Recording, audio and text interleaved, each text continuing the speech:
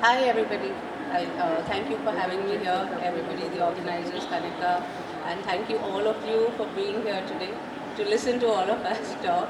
Uh, I run a small practice in Goa. It's been now 10 years, and we specialize in high-end luxury homes, architecture and interiors. And we have actually built quite a few pools over the years. And I thought this was a great platform to have personally met all of you and make new contacts, and especially with vendors and contractors, and learn from all of you also. So I think it's a great platform that we all are here present today for. Kanika, shall we start? Can we go to the next slide, please? Okay, so I'm going to take you all through some of the projects that we've done. This is one of our projects in Asaka that we completed recently. It's called the Chef's Villa because the client is an international chef and this is his retirement home. Next slide, please. So the house is totally built from scratch. We've done the architecture. We normally design our own doors and windows and finishes. We work a lot with natural materials, locally available laterite stone, a lot of polished flooring and a lot of natural stones and reclaimed wood. So whatever you see here, most of the wood is reclaimed. All the doors and windows are all designed in-house in our team. Next slide, please.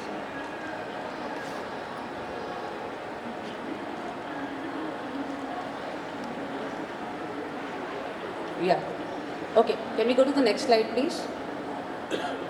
Yeah. Next. So the entire house is designed overlooking a central internal courtyard which has a water body. And what we've done here is the water body actually connects visually to the pool so that it all looks cohesive. Next slide, please. Next. So we've actually found an old drum and converted that into a water fountain in patina on the left that you see. Next.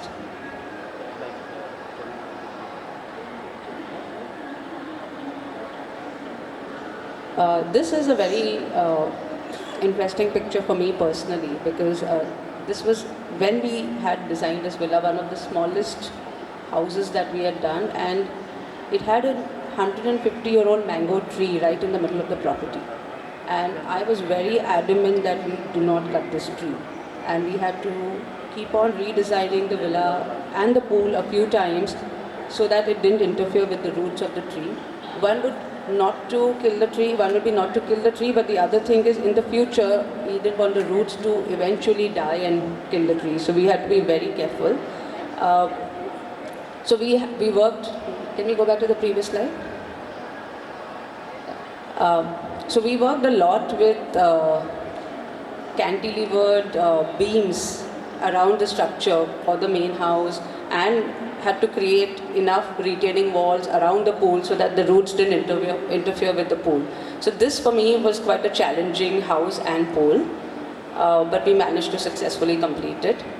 Next slide, please. This is another project. We also do a lot of restorations of old Indo-Portuguese houses. So this was a restoration project. Next slide, please. Next.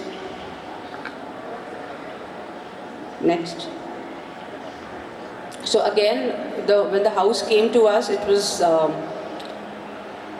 the ceiling was actually packed with the RCC slab. So we had to break open the ceiling of the old house to discover this beautiful woodwork. So we decided to completely reclaim it and just touch it up and repair it, that's all. Next slide. Next. Next.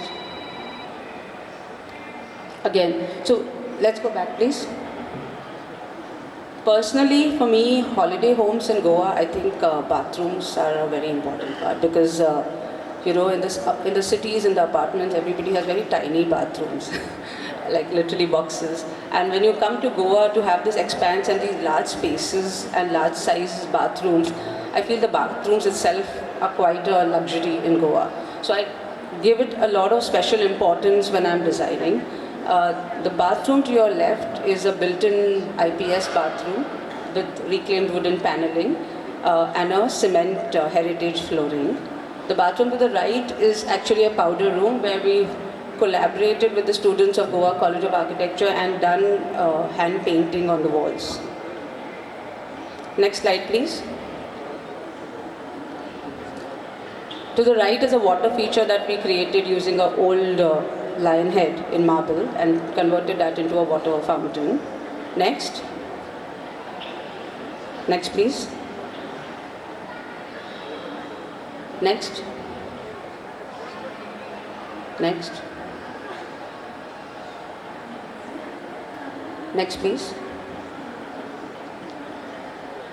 Again, one more bathroom in the same house. Next.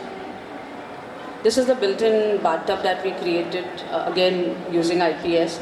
I feel to have a bathtub or any sort of a water body within your house is quite a luxury. So we try to give our clients that. Next.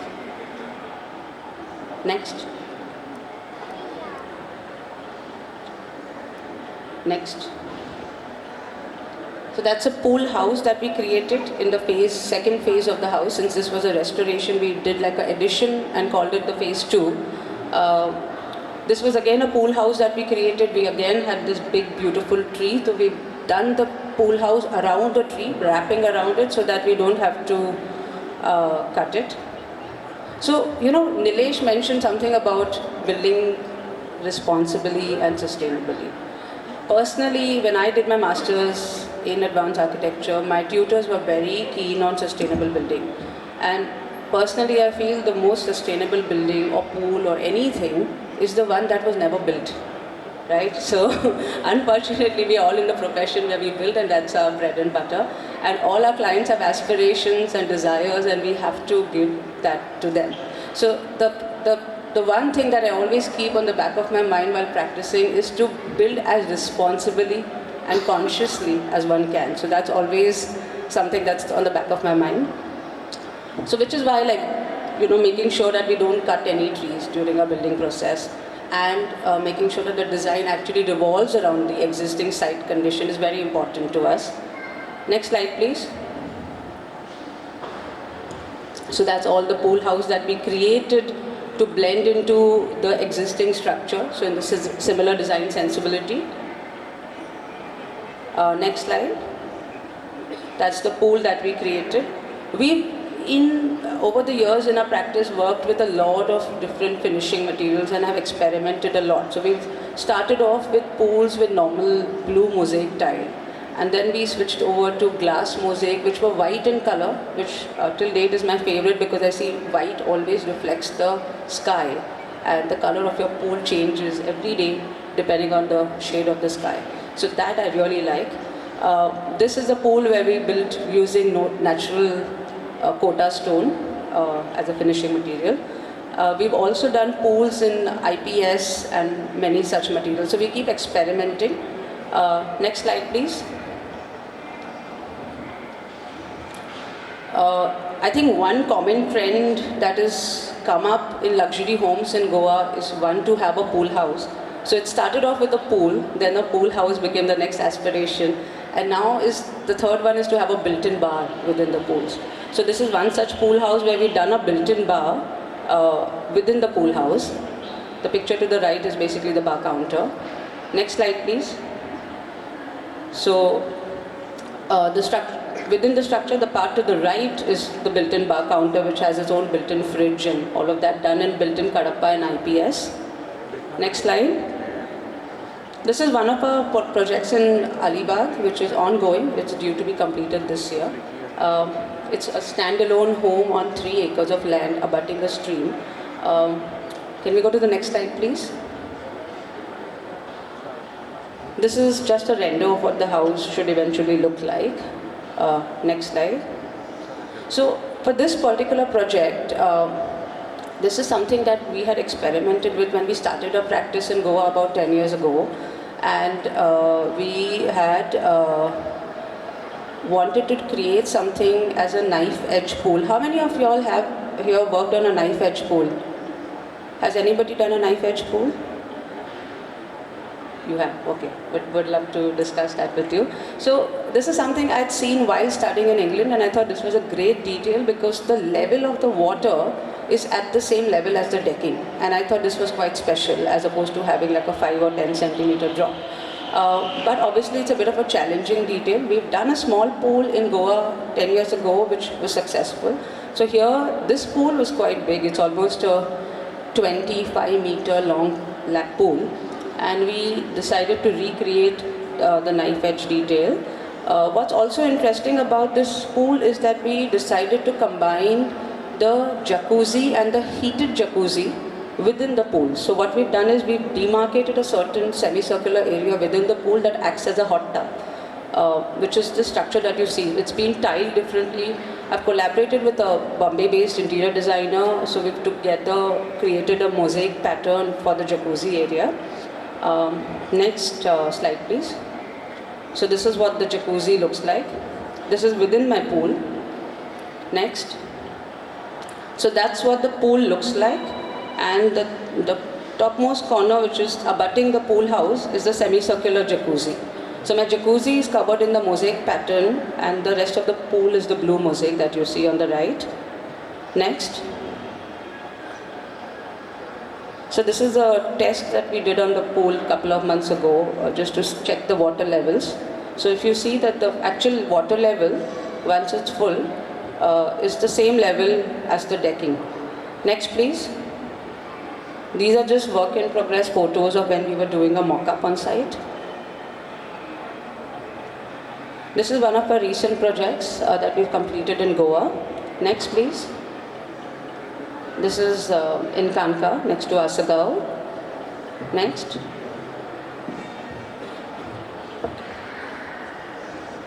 Next. So this is just another pool that we've done. For this particular project, we've experimented with a salt water system of pool. And I've noticed that all our recent clients are very conscious about salt water pool and are insisting that we work with salt water. So this is one of those. Next. So I just wanted to summarize everything by sort of going through the kind of materials that we have personally used in pools. So we work with mosaic tiles, natural stone, IPS, ceramic tiles. And the kinds of pool that we have done are infinity, lap, heated, infinity edge, knife edge, salt water, and plunge pool, and a composite pool. However, we haven't yet done a natural pool, which we are aspiring to do in the next project and hopefully should be ready by next year. So I think going forward, I'd like all our pools to be natural pools. We've tried doing a few natural pools 3 years ago, but there was a lot of maintenance issue. So if any of you all here have worked with natural pools, I'd really like to have a conversation with you because this is something which is very close to my heart and I would love to do more natural pools going forward, especially now that Goa has so many pools coming up. I think it's very important for water to be recycled, and if it can be done without chlorine, it would be great. So if anybody has any expertise on this, I would love to have a talk. And I think that's it for today. Thank you so much. Thank you. Well, the stunning beauty with brain, MEETU AKALI here, educating all of us. Of course, questions is the essence that we'd like to have. So one is the understandability of what she's told us. The other is if we don't understand, that's even better. You know, that gives her the incentives to present in front of you the answers to your questions. Can we have the microphone a little lower, please? Mr. Jari. Yes, anybody else would like to ask a question? Ma'am, I've seen your profile. Fantastic works. Congratulations. I've seen you had been using only tiles, I believe. Of late, why don't you use a successful lineup, or why don't you use liners in your pools? If I have to be very honest with you, I am not very sure, though I haven't explored it, but when I think about them, it sort of worries me. One, aesthetically, I find the look slightly synthetic. And I also worry about the reaction of the material in terms of heat, because Goa is also very hot. Is it healthy for you? Because a lot of synthetic materials are also carcinogenic in the long run. So I haven't personally explored into that, but I would like to do a little more research, but it hasn't come. I personally prefer using a lot of natural materials, which is why I'm also switching more towards using more stone towards the pool, but I'm happy to explore if these materials are beneficial. I'm happy to explore. If I could share my experience Sure. the last 20 years, we have maybe 40% of the pools what we have done is tile pools, and 60% of the pools are liner pools. Okay. And initially, when 20 years before, when I entered the business, it was all light blue, plain blue liner which was available, which was definitely looking synthetic and plastic, as you rightly said. But of late, the kind of materials what are available in the market from different parts of the world are fantastic, and it gives a real texture, a natural kind of texture. But if you are very particular about being natural, no, that's not the right way to get into. But that's my experience. We'll talk more about it personally. Surely. Okay, surely. thank you. Thank you. Thanks a lot. Thank you. Nice. Yeah. Yeah, hi. Yeah, very good work. Very impressive. Thank you. Thank you. I just want to ask you one question. Now, your design inspirations. Yeah. What is the role? What is the significance of water? And with respect to that, how does it inspire you to design? Okay, so I don't know if any of you all believe in it, but I do. I'm a Cancer by astrology, right? Which means I'm naturally inclined and in love with water. And growing up, I have always been very attracted to water. So I grew up in Bombay, but as soon as I was independent and came back to India, I moved to Goa at the age of 25. So I've always been attracted to water, and water has always played a very important role to me. Having said that, I always tell my clients that in Goa you don't really need pools because you have the beach. I spend a lot of time on the beach, but I also do understand that not everybody likes the stickiness of the salt water, and not everybody wants to make the drive all the way to the beach. So people prefer pools, and if we are doing pool, I think water is a very, very important element. And I think Nilesh also mentioned that it's got its own calming properties. And I think whether it's the actual nature of sitting in water, cleansing your mind, body, soul by being in water physically, or even something as simple as having the sound of water around you, it just helps you a lot. So in whatever little capacity, even if it's an apartment, I would like to create some sort of a trickling water sound. I think water, for me, the way I see it, is I think one of the most important elements that we have around, and we cannot neglect that element at all. It's very important. All right, so ladies and gentlemen, one more of our speakers here today conclude with her presentation. They say presentation skills are 50%, but a beautiful presenter is the other 50%. And especially when you have luxury villas, that's exactly what happens. So you see, it looks very divine when you come up, and you've got something as your background in terms of your power presentation slides. That's the secondary part of it. So you know, business happens meticulously. Thank you very much, MEETU. Well, friends, our next speaker, a lieutenant, a sergeant, a colonel, as you would call him, from the fraternity and industry. He is belted with a bachelor's degree in civil engineering and a chartered account engineer from India. And he is a Government of India approved valuer and a fellow member of the Institution of Valuers in India. Well, he currently is the chairman of the Indian Green Building Centers Goa chapter. He's a partner in Kamath Infratech Private Limited, providing professional consultancy services in all aspects of planning, designing, and executing construction projects, including industrial, commercial, and housing projects. Well, his company, Kamath Infratech, also provides green building services to the design green buildings and to help clients achieve the desired green certifications. He is also the past president of 2 Rotary clubs, the Rotary Club of Vasco da Gama in 2004-2005, and also the Rotary E-Club of the district of 7890. Ladies and gentlemen, without much further ado, I want you all to very generously welcome on stage Bharat Kamath. Good morning, sir. Lovely to have you here. Slide changer.